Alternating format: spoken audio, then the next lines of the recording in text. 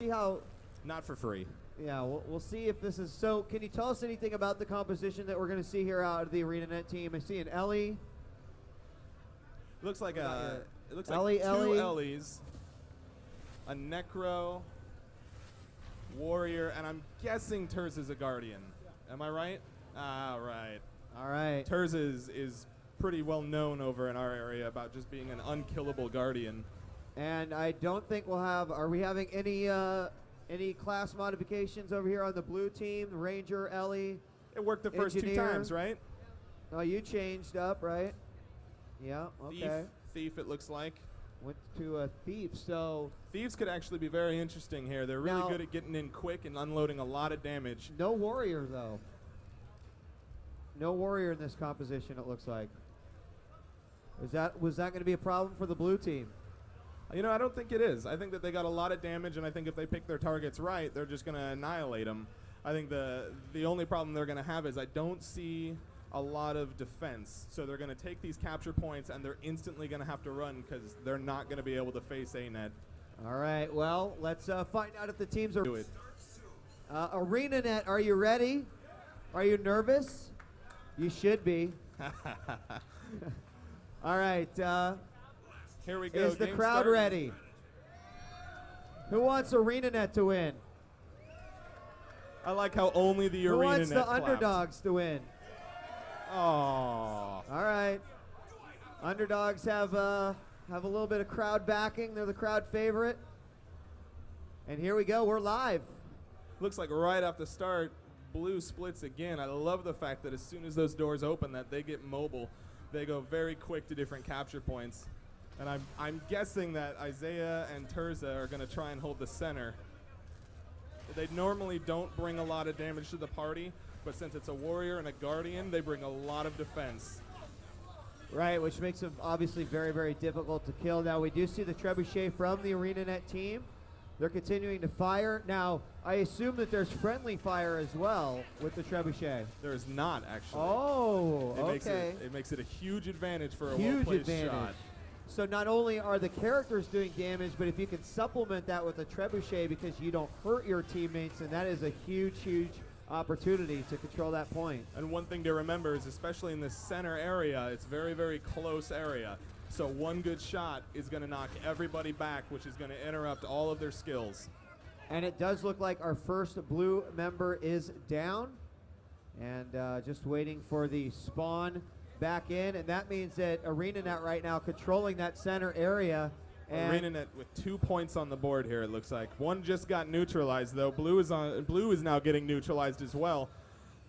And it looks like John Peters was using the Trebuchet, but is now in combat with somebody that it's attempting to stop him. Had to use Lich Form there, chased him off, so he might be able to get another shot. The thing is, though, is you gotta figure that he's going to be coming back. He's not going to want you to use that Trebuchet too many times. Additionally, you're kind of like neutralizing a player of your own team by trying to take out this member that's operating the Trebuchet right now. Doesn't seem to be affecting him too much. He's going to go right back to firing that. And right now, the ArenaNet team does lead 111 to 46. ArenaNet has lost both their points, though, now. So blue team, it looks like that they're able to get hopefully 2 of the 3 on the board, maybe 3 of 3. The center is normally really hard to take. They took it. There we go. Took it. One blue lone team Ellie. with 2 points on the board now. They'll be getting a lot more points here.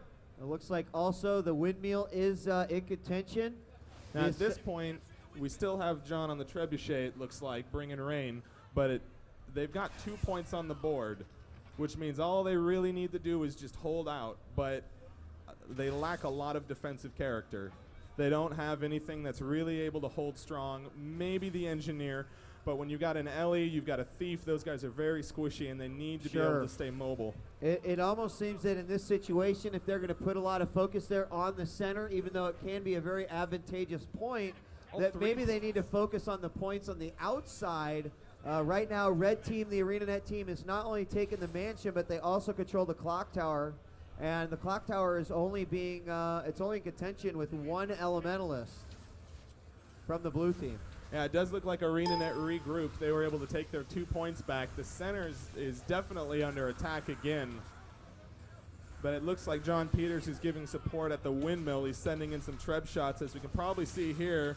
Boom, there's a huge explosion. Looks like he got about 3 or 4 people with one shot. Here comes another one. He got one guy. It looks like everybody else is kind of backed out a little bit out of the area, which is, it's good because you don't want to die, obviously, but it's really bad because now you're not taking that capture point. Right now, 185 to 119, still a fairly close game. We're seeing the blue team trying to take over the center point once again, but there is a one-on-one battle, and because that ArenaNet player is there, he cannot fully capture that spot. There's a nice shield right there, which is going to constantly knock the blue guys out. ArenaNet is really good at making sure nobody gets in that radius, and since it's a warrior and a guardian going in there and trying to mess with them at all, they're just going to take all of that damage. There was a huge stumping like there at the 2 center red area. Players down now. Took down in addition to the Trebuchet fire. Center did get neutralized, but it looks like Terza and Izzy just instantly take it back. And at this point in the game, I would just say forget the middle. You got to get something on the Trebuchet. Start going for the outside points because close quarter combat against these guys is just not going to pay off. And ArenaNet's moving in towards the windmill. They've got a lone elementalist there, and there is no opposition at the windmill, so it looks like ArenaNet could be taking a 3-point advantage with all points under their control. The windmill is just moments away from getting captured by ArenaNet, and that is all 3, and we will see the points. All 3 of those points are going to start skyrocketing now unless Blue is able. It looks like Blue is going to try and neutralize both of them. But again, it looks like they're trying to go for that center point, and it's just, even if you get it, you gotta realize that Izzy and Terza, they're just going to be right back there again. Once again, the blue team trying to take out the Necromancer who's controlling the Trebuchet. Unfortunately, not able to take him out, and so they will have to continue to deal with that. Certainly, for those of you that will be competing in the Guild Wars composition, consider having one guy on the Trebuchet at all times. Yeah, the Trebuchet is a great equalizer. That damage and that knockback component on it is just amazing to use, especially in the clock tower. As we can see, it looks like we got ArenaNet with 2 of the 3 capture points. Center got neutralized, but I'm not sure which team is attempting to take that one right now.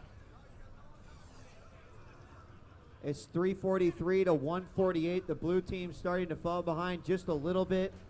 Right now, the middle is controlled by ArenaNet. Also, the windmill. And right now, the mansion is the only point that is currently neutral. It looks like the windmill now is getting shelled by a Trebuchet by ArenaNet, which looks like it's cleared out anyone trying to attack that. Trebuchet just putting pressure on pretty much everything with how quick it's able to rotate.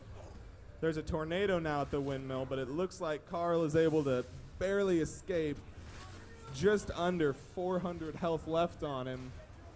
Little help there would have really secured that capture point for the blue team. Yeah, and there was, I love the strategy of just kind of using the tornado to kind of zone out your enemies while you're capturing the point. Makes a lot of sense strategically. And it did allow them to at least capture the mansion that way. They couldn't get the windmill that way, but the center is currently, well, there's a battle taking place, a 1 versus 1. Oh, that was a Treb shot right there. Ends up dropping 2 of them, it looked like there. And again, that Treb, it's the great equalizer. When it's in the hands of the leading team, it's just going to be really hard for you to get back on the board. It looks like 3 points are now neutralized. And center like being one of them, but center is also, they got trebbed pretty bad there, so I imagine, that goes to ArenaNet. Blue team picks up 1, and it looks like the mansion is now owned by ArenaNet as well. Yeah, and right now, again, looks like an engineer goes after the Necromancer for ArenaNet, controlling that Trebuchet. And now there's 2 guys trying to take out the Trebuchet operator. It's definitely one of those things where you want to send a lot of damage and get it done quick. Once you kill the operator, destroy the Trebuchet. That way they have to spend time repairing it, which will give you a lot of time to have a lot of 5-on-4s and possibly a couple of capture points. And ArenaNet's just a few points away. It is currently 477 to 186. It looks like they're going to be able to go back to work next week and not be mocked and ridiculed by the rest of the team. And that is going to be the game, it looks like. GG Good ArenaNet. game, though.